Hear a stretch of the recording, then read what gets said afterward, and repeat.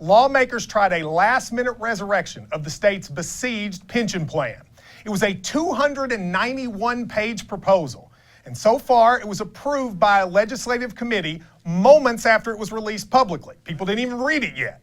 Here was the bill's Republican sponsor, John Bam Carney of Campbellsville, and what he had to say. We need to address this issue so that we can move forward on many other things.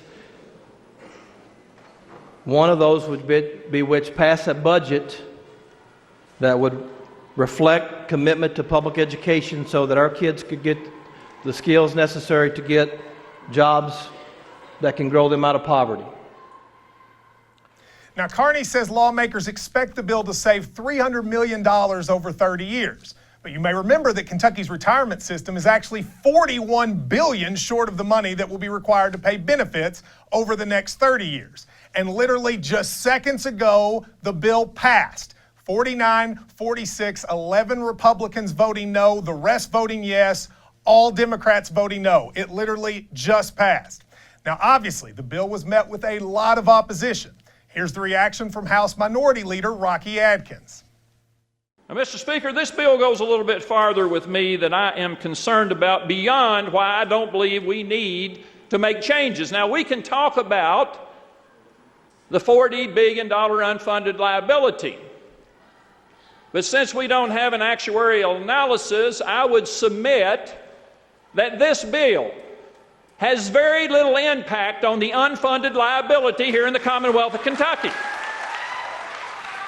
Now, Louisville Democrat Jeffrey Donahue got into a heated exchange with the bill's sponsor, Bam Carney. Take a look. This is an example of what happened all day. I just want to know why we didn't provide an actuary analysis for this change to this bill. Gentleman from Taylor. Thank you, Mr. Speaker. Well, a lot of this research and study has been out there for some time. Obviously, this was a decision that, like I said earlier, a couple weeks ago, I started thinking about. Didn't really reach the final conclusion until the last couple of days when I felt we may get out of here with possibly no pension, which personally I was concerned that may lead to no budget and some other things. So when I get the sub ready, they have not had time to do that. Gentleman from Jefferson. May I speak on the measure? Yes, sir. That's not a good answer.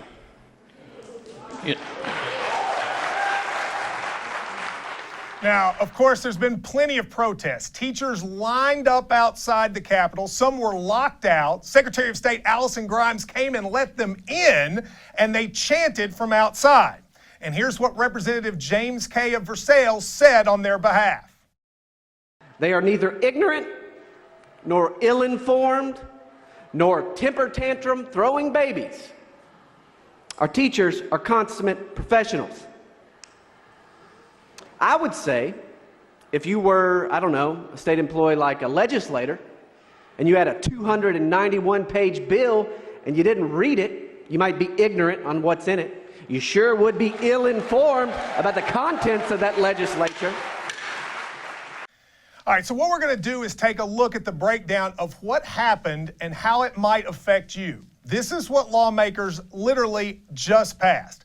We'll start with the process. This afternoon around 2:30, Bam Carney and his committee released a 291-page bill in somewhat of a secret committee. People did not even know this bill was going to come up, and it literally was printed and handed to all the legislators, and in the committee, they were asked to vote on it 5 minutes later. It was put in a sewage bill. Now, the way this works is because they didn't introduce it earlier, they had to fit it into another bill. There was a bill dealing with wastewater, and they put this pension plan bill into the wastewater bill so it could get passed. So it actually went through a committee that doesn't even have anything to do with pensions. And this may be the biggest issue. There was no actuarial analysis. Now, before a bill's passed in Kentucky, there's actually a state law that requires people to look and see how much will it cost the state and how much money will it save. Well, they didn't do that on this bill. Because they didn't do it, some argue it violates state law.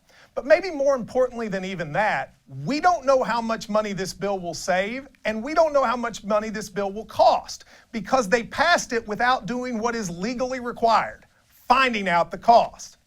Now, the question is, what does this bill do? And I want to give you some of the things we know. Let me be clear. I don't know all of it because guess what? I haven't gotten to read it either. But this is what we've gleaned so far. Number one, it's like Senate Bill 1, which was the original pension bill, except it took out the cost of living adjustment. You may remember that they were decreasing cost of living adjustments for teachers. It took that out. But here's the problem. That was actually the biggest savings in the other bill. Even though everyone pretty much agreed it was treating teachers incorrectly, it did actually save money. But by taking it out, it's not clear that this bill saves any money. In addition, they took away the percent guarantee return for new teachers. So put it like this, if you know someone that's considering to becoming a teacher, they will no longer get a pension. They will get a 401k hybrid plan. But most importantly, they will not be guaranteed any return whatsoever.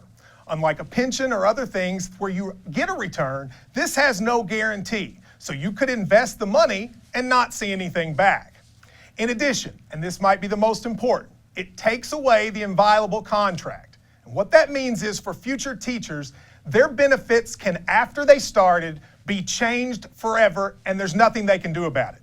They can be in the system for 10 years, see their benefits change later, and there's nothing they can do. For future teachers, this is a terrible bill. Now, for those teachers or retired teachers now, you need to know it caps the sick leave as of 2018. That means whatever your sick leave is at the end of this year, that's it in terms of your ability to save it. This will have a huge impact on teachers as they determine whether or not to retire. And finally, it cuts the death benefits, not only for teachers, but also for hazardous state employees. There was a $5,000 death benefit for spouses, and that has been taken away. So why did all this happen? To be honest with you, I'm not really sure. It doesn't save a lot of money, and for future teachers, it makes being a teacher in Kentucky not the best deal at all. I almost think the Republican legislature just wanted to pass something in order to pass it. I didn't agree with the first bill, but some could argue it at least saved money. But this bill saves no money, yet makes future teachers actually have a profession that doesn't look nearly as good. It just passed, it will change the Kentucky education system, and it occurred in just a few hours. I personally think that's shameful.